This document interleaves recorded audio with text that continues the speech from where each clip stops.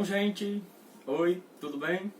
A gente volta mais uma vez aqui na nossa linha de videoaulas, trazendo para vocês o nosso conteúdo, tentando passar para você aí diretamente de sua casa da melhor forma possível as explicações, as atividades, as resoluções principalmente, e sempre tentando tirar aquelas principais dúvidas que podem surgir ou ficar aí sobre o nosso conteúdo, de forma que a gente consiga estar atravessando esse cenário dessa pandemia que é catastrófico, de certa forma. Lembrando sempre, ficarmos em casa, cumprirmos o isolamento, é a melhor medida que a gente pode ter nesse momento para passar bem ileso por essa crise. Bom, mas deixando de falar um pouquinho da pandemia e voltando para o nosso conteúdo, a gente ficou aí para ver algumas questões da nossa semana passada, da nossa atividade da semana passada. Eu deixei 4 questões para vocês, que são questões justamente que abordam o nosso conteúdo da química orgânica. E aí eu lembro que trazia para vocês também na videoaula da semana passada a introdução e um pouco da explicação sobre como funciona esse conceito de química orgânica atualmente.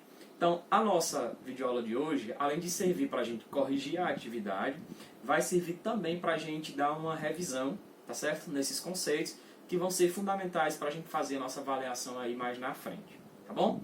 Então, primeiro a gente lembra que a química é uma ciência que é responsável por estudar a matéria dentro do conceito da sua constituição, da sua transformação, e por isso ela estuda as substâncias. A química, de uma forma geral, estuda todas as substâncias. É do nosso conhecimento que atualmente existem uma grande variedade de substâncias. E aí, se todas essas substâncias estivessem agrupadas dentro de um grupo grande, ficaria muito complicado para os cientistas, para os químicos desenvolverem esse estudo dessas propriedades das substâncias, certo? Por isso que, desde o início, alguns cientistas, alguns químicos tentaram organizar em grupos. Lá no início, a gente tinha uma grande divisão em 2 grupos, que eram o grupo das substâncias minerais e das substâncias orgânicas. Os minerais eram os grupos que eram as substâncias que pertenciam ao grupo dos compostos que não tinham vida, não possuíam vida. Já as substâncias orgânicas, esse segundo grupo, eram aquelas substâncias que eram oriundas justamente dos seres que possuíam vida. Logo depois surge uma nova definição. Aparece o conceito da química inorgânica e da química orgânica. E aí entra a pessoa do Kekulé, quando ele consegue produzir pela primeira vez, sintetizar pela primeira vez, a partir de um composto mineral, ou seja, de um composto inorgânico, uma substância que antes era considerada apenas orgânica, ou seja, que só teria a sua origem num ser vivo. E aí, quando isso acontece, ele derruba essa antiga definição, ou antiga separação de química inorgânica e de química orgânica, e aí a gente passa a ter a nova definição. E aí, atualmente, a gente aceita a química orgânica como sendo a química que vai estudar os compostos que apresentam majoritariamente em sua estrutura o elemento carbono. Portanto, a química orgânica é atualmente aceita como a química do carbono. E aí a gente começou a estudar algumas propriedades desse elemento químico, do carbono, já que toda a nossa disciplina vai rolar ou vai girar em torno do carbono. Aí a gente viu, por exemplo, que o carbono ele é um elemento químico, e aí a gente pode ver na nossa tabela periódica, é um elemento químico que está lá no grupo 14. Se ele está no grupo 14, a gente sabe que todo mundo que está ali dentro do grupo 14 apresenta 4 elétrons na camada de valência. Com isso, a gente já deduz que o carbono ele vai precisar realizar 4 ligações. E essas ligações são ligações do tipo covalente. Para quê? Para que ele precisa fazer ligação? A gente viu também já isso, que o que motiva os elementos químicos na natureza a se agruparem, a se unirem para formar a matéria, formarem as ligações químicas, é justamente a necessidade de alcançarem o que a gente chama de estabilidade eletrônica, de alcançarem a mesma configuração dos gases nobres, de ficarem com 8 elétrons na camada de valência. E aí, quando isso acontece, eles alcançam a estabilidade eletrônica e aí a gente tem a formação das substâncias e, portanto, a formação da matéria e dos materiais. A gente viu também que uma das propriedades do carbono, além de ter essa capacidade de realizar ligações, especificamente ele, o carbono, vai fazer 4 ligações. 4 ligações covalentes. Ele já tem 4 elétrons na camada de valência, ele realiza mais 4, fica com as 8 ligações, ou 8 elétrons na camada de valência e alcança a estabilidade. Por ter essa necessidade de realizar essas 4 novas ligações, a gente costuma dizer que o carbono é um elemento tetravalente, que precisa realizar 4 ligações. Outra característica bastante interessante do carbono que a gente viu é a capacidade que ele tem de formar grandes cadeias carbônicas, tá certo? E é isso que a gente vai observar muito aqui, principalmente quando a gente estiver estudando os hidrocarbonetos. Os hidrocarbonetos, em sua maioria, são estruturas que vão ter cadeias carbônicas enormes, tá certo? Vários carbonos em sequência. E essa é uma das propriedades do carbono, ele consegue essa estabilidade de fazer essas grandes cadeias carbônicas. E aí a gente viu que, após realizar a ligação, a gente pode estar observando ou pode estar nomeando as ligações que são estabelecidas entre os elementos químicos numa substância orgânica. E aí essas ligações, ou elas serão do tipo sigma, ou elas serão do tipo pi. Quando é que a gente tem uma ligação sigma? Quando a gente tem as ligações simples, ou toda a primeira ligação num composto insaturado. É uma ligação sigma.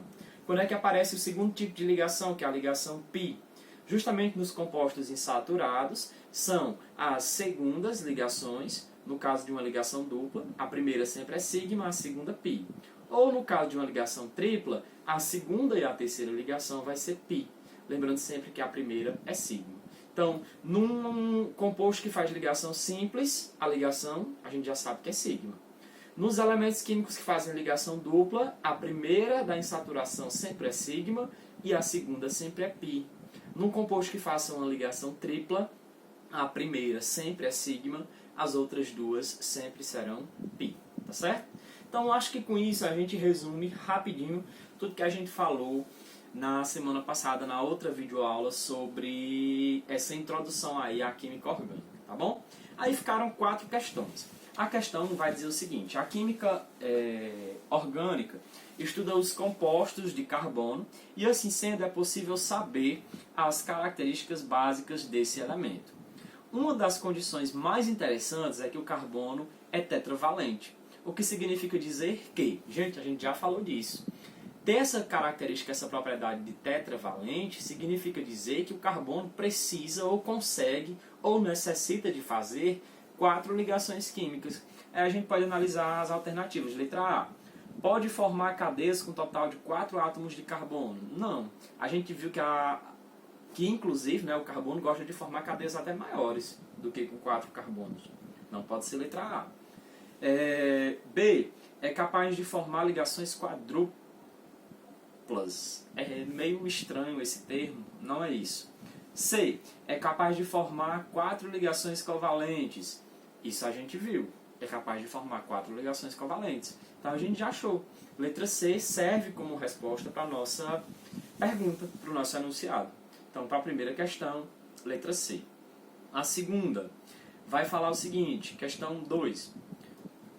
O solo pode ser conceituado como um manto superficial formado por rocha desagregada e eventualmente cinzas vulcânicas em mistura com matéria orgânica em decomposição, contendo ainda água e ar em proporções variáveis e organismos vivos. Como exemplos de matéria orgânica, é correto citar.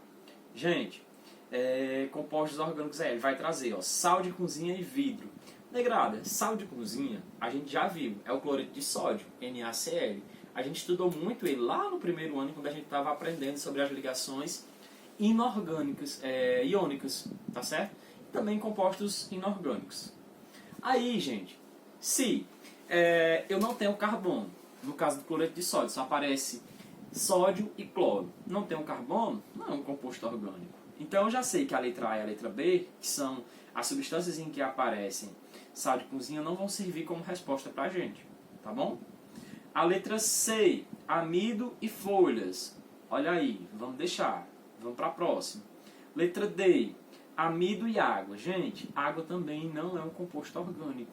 H2O. Hidrogênio e oxigênio, não temos carbono. Então não pode ser letra D. E letra E, vidro. Vidro também, gente, não é um composto orgânico, tá certo? Ele é um composto inorgânico. Então nós só temos aí, ó, como resposta, letra C, amido e folhas, tá certo? Letra C serve como resposta para a nossa segunda questão. A terceira questão, negrada, vai falar o seguinte.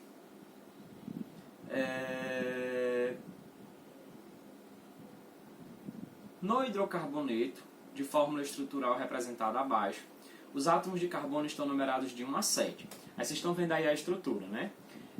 Os hidrocarbonetos, eles todos sendo numerados de 1 a 7. O que a questão quer pra gente? Então, gente, ó, questão 3. No hidrocarboneto de fórmula estrutural representada abaixo, os átomos de carbono estão numerados de 1 a 7.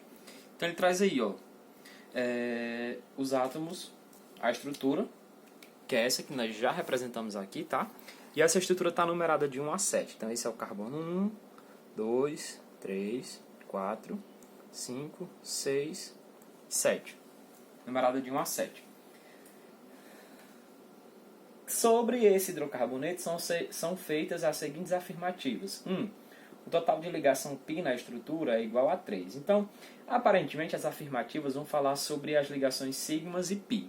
Aí nós sabemos, ligação sigma é toda ligação simples e toda primeira ligação nos compostos insaturados. Ligação π é toda segunda e terceira ligação nos compostos insaturados. Então vamos começar aqui, gente, a determinar o que é sigma e o que é π. Ó, ligação simples, sigma, simples, sigma, simples, sigma. Nesse carbono já tem 3 ligações sigmas.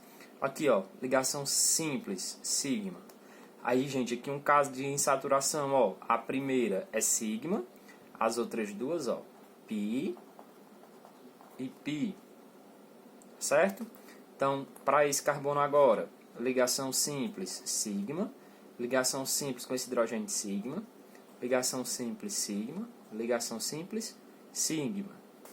Olha aqui, nesse carbono, ó, com esse hidrogênio, ligação simples, sigma, a gente tem uma insaturação, ó. A primeira é a sigma, a segunda, π.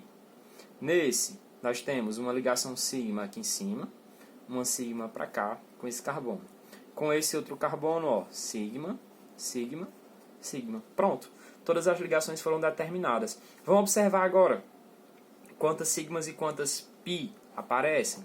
Sigmas, π. Então, sigma, 1, 2, 3, 4, 5, 6, 7, 8, 9, 10, 11, 12, 13, 14, 15 e 16. 16 ligações sigmas. Vamos ver quantas π vão aparecer. π vão aparecer 1, 2, 3 ligações π. Tá certo? Então, até aqui a gente já determinou todo mundo. Vamos ver agora as afirmativas. Ó, o total de ligações π na estrutura é igual a 3. Ligações π em toda a estrutura é igual a 3. Então a gente já sabe que essa primeira afirmativa aí, ó, ela é verdadeira. Vamos para a afirmativa de número 2. O átomo de carbono 2 forma 3 ligações π e uma ligação sigma. Ó, carbono 2. Aí ele falou que nesse carbono 2 eu tenho 3 ligações π e uma sigma. No carbono 2, que é esse, eu tenho 2 π e 2 sigma. Então não é verdade o que ele está dizendo. Ó, todas essas ligações pertencem ao carbono 2, que ele está participando. Só que ele está falando lá que são 3 π, 3 sigma, não é isso? 3 π. 3 π e uma sigma. E não é assim. São 2 sigmas e 2 π. A segunda afirmativa não é verdadeira. A terceira, o átomo de carbono 5, está aqui ele, ó, forma 3 ligações sigmas e uma π. Vamos ver se isso é verdade, ó. 1, 2, 3 sigma e uma π. A afirmativa 3, ela é verdade. O átomo de carbono 5 tem 3 ligações sigmas e uma π. A afirmativa 4 o átomo de carbono 1 forma 4 ligações sigmas. Ó, carbono 1, se nós observarmos, ó, as 4 ligações são sigmas. Então a afirmativa quarta ou 4 também é verdadeira. Então a alternativa aí é a letra A. 1, 3 e 4, tá?